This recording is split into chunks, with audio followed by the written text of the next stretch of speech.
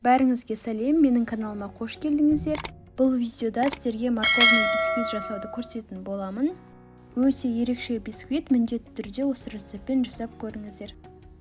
Барлық керекті ингредиенттердің граммдарын астына описанияға жазып қалдыратын болам. Мұнда менде сәбіз теркадан өткізілген, өте сондай ұсағына өткізілген. Ал електің ішінде барлық құрғақ ингредиенттер, осының барлығын жақсылап араластырып аламыз. Ыдысымызға жұмыртқаны саламыз, оның үстіне қантты саламыз және де екеуін жақсылап миксерлеп аламыз. Массамыз ағарып үлкею керек, бұл шамамен сіздердің 3 минуттарыңызды алады. Енді сәбізді екі бөліп саламыз, жартысын саламыз, миксерлейміз және тағы да жартысын салып миксерлейтін боламыз. Үстіне сұйық майымызды қосамыз.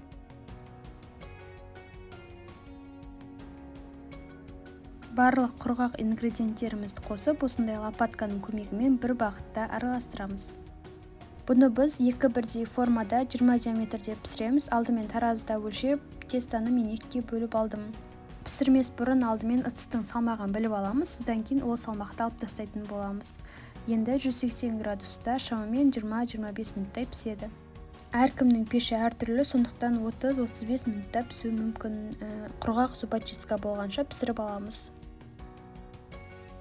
Бисквитіміз пісіп шықты, суығаннан кейін формасынан шығарамыз. Осындай өте әдемі бисквит шықты. Бұны сеткаға керісінше аударып қойып қоямыз, сол кезде түзу болып тұрады.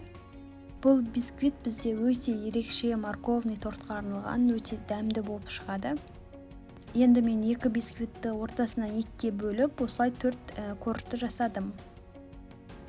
Ішін қарап көрсеңіздер, өте керемет, осындай пористый бізде бисквит шығады. Сіздермен болған мен Жаннұр, видеом сіздерге ұнады деген ойдамын. Ұнаса менің каналыма тіркелуді ұмытпаңыздар.